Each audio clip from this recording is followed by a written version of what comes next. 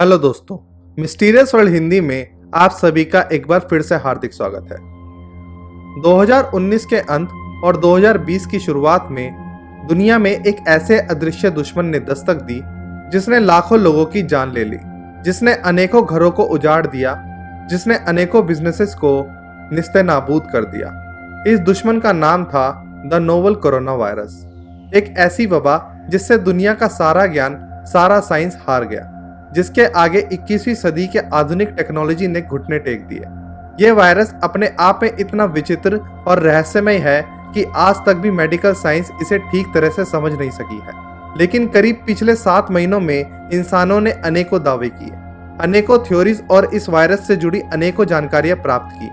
और अब जब हमें लगने लगा कि हम इस वायरस के बारे में सब कुछ जान चुके हैं, हाल ही में इस वायरस से जुड़ा एक केस सामने आया जिसने हमारे कोरोना के अब तक के ज्ञान को एक किनारे पर धकेल दिया है।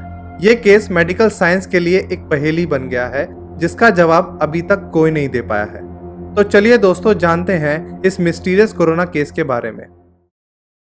ये घटना है साउथ अमेरिका के अर्जेंटीना में स्थित एक शहर उशुआया की। इस जगह को दक्षिणी दिशा में पृथ्वी का आखिरी शहर भी माना जाता है। पृथ्वी के इस अंतिम छोर के बाद केवल और केवल समुद्र ही मौजूद है।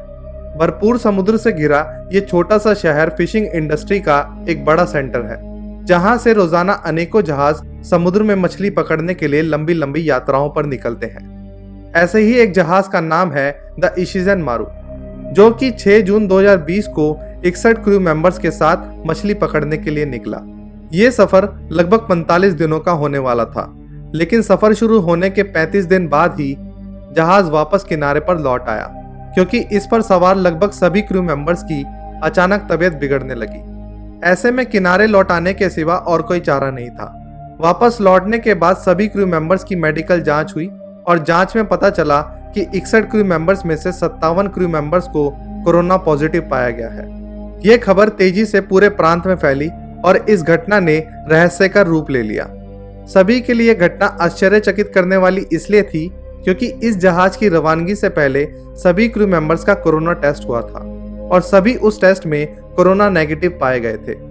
इसके बावजूद इन क्रू मेंबर्स को यात्रा शुरू होने से 14 दिन पहले से एक होटल में क्वारंटीन किया गया था, जो कि समुद्री यात्रा पर जाने से पहले की जाने वाली अनिवार्य प्रक्रिया का हिस्सा थी। जहाज पर लादे गए सामान की भी पूरी तरह से जांच की गई और जहाज पर मौजूद सारे साजो सामान को ठीक तरह से डिसइंफेक्ट किया गया था। इस मामले की जांच में जुड़े लोगों ने बताया कि अपनी 35 दिनों की समुद्री यात्रा के दौरान इस जहाज पर कोई नया आदमी नहीं चढ़ा और ना ही ये जहाज कहीं किसी दूसरी जगह पर रुका और ना ही कोई दूसरा जहाज इस जहाज के संपर्क में आया। इस जहाज के सबसे करीब से गुजरने वाले जहाज की मिनिमम दूरी थी लगभग 4 किलोमीटर। जहाज पर मौजूद कोई भी व्यक्ति एक बार भी जहाज से नीचे नहीं उतरा और ना ही यात्रा शुरू होने के बाद इस पर मौजूद जहाजी किसी बाहरी चीज के संपर्क में आए। तो आखिर ये लोग इस वायरस के चपेटे में कैसे आए? यह एक ऐसी गुत्थी बन गई है जिसे सुलझाने में डॉक्टर्स को कड़ी मशक्कत करनी पड़ रही है। डॉक्टर्स अलग अलग हाइपोथेसिस की सहायता से इस केस को सुलझाने की कोशिश कर रहे हैं। मसलन अगर ये मान लिया जाए कि सफर की शुरुआत में क्रू मेंबर्स की जो कोरोना जांच हुई उसमें कोई गलती हुई हो, किसी व्यक्ति की रिपोर्ट सही न रही हो, लेकिन फिर भी अभी तक की मान्य जानकारियों और WHO, American centre of disease and prevention और यूफा यानी the European public health association के अनुसार कोरोना की चपेट में आने से इसके लक्षण उभरने को समय यानी इंक्यूबेशन पीरियड 2 दिन से 2 हफ्ते का हो सकता है। लेकिन इशिज़न मारू जहाज के क्रू मेंबर्स ने सफर से पहले 14 दिन का क्वारंटीन किया था। फिर सफर के दौरान भी कुछ हफ्तों तक किसी की भी सेहत खराब नहीं हुई थी। इससे ये बात सिद्ध होती है कि सफर से पहले हुई कोरोना जांच में गलती की गुंजाइश ना के बराबर है, क्योंकि अगर तब गलती हुई होती तो क्रू मेंबर्स में कोरोना के लक्षण बहुत पहले ही नजर आने लगते। इसके अलावा एक संभावना ये भी जताई गई है कि जहाज पर लादे गए सामान पर कोरोना वायरस हो सकता है, लेकिन क्रू मेंबर्स और जहाज पर मालिकाना हक रखने वाली एजेंसी ने बताया कि क्रू मेंबर्स के कोरोना टेस्ट होने से पहले ही जहाज को डिसइंफेक्ट करके जहाज पर सामान लोड किया गया था। मेडिकल साइंस ये कहती है कि ये वायरस अलग अलग सतह पर अलग अलग समय तक जीवित रह सकता है, लेकिन यह समय एक शॉर्ट टर्म का होता है। यानी यह वायरस किसी सतह पर ज्यादा दिनों तक जीवित नहीं रह सकता। तो इस संभावना का सच होना भी नामुमकिन ही लगता है। अभी तक ऐसे कई हाइपोथेसिस यानी संभावनाएं इस केस के बारे में जताई गई हैं, लेकिन हर संभावनाएं एक डेड एंड पर जाकर खत्म हो रही हैं। घटना से जुड़े जांचकर्ताएं अपना हाथ खड़ा कर चुके हैं। उनका कहना है कि जहाज पर मौजूद लोगों तक ये वायरस कैसे पहुंचा, इस बात का उनके पास कोई जवाब नहीं है।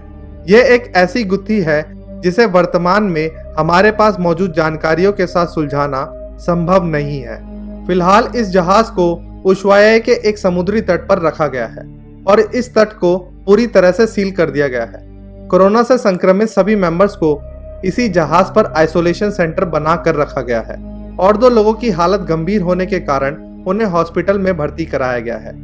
इस घटना के मूल कारणों का पता ना लग पाना इस बात को उजागर करता है कि हमारा मेडिकल साइंस अभी भी इस खतरनाक वायरस के बारे में सब कुछ नहीं जानता। जहां एक तरफ हमारे वैज्ञानिक इस वायरस का वैक्सीन जल्द ही बाजार में लाने का दावा कर रहे हैं, वहीं दूसरी ओर इशिज़न मारू जैसे केस ये चेतावनी दे रहे हैं कि शायद दवा बनाने की जल्दबाजी में हमने इस वायरस को गहराई से नहीं जाना है, जो कि भविष्य में एक खतरनाक स्थिति पैदा कर सकता है। इस घटना के बारे में आपकी क्या राय है? क्या आप इस घटना के असल कारणों का अंदाजा लगा सकते हैं? आप अपना जवाब कमेंट्स के माध्यम से हमारे साथ साझा कर सकते हैं। और अगर आपको आज का हमारा ये वीडियो पसंद आया हो तो इस वीडियो को ज़्यादा से ज़्यादा शेयर करें। बहुत जल्द मिलेंगे एक नई मिस्ट्री, एक नए रहस्य के साथ। तब तक के लिए अलविदा।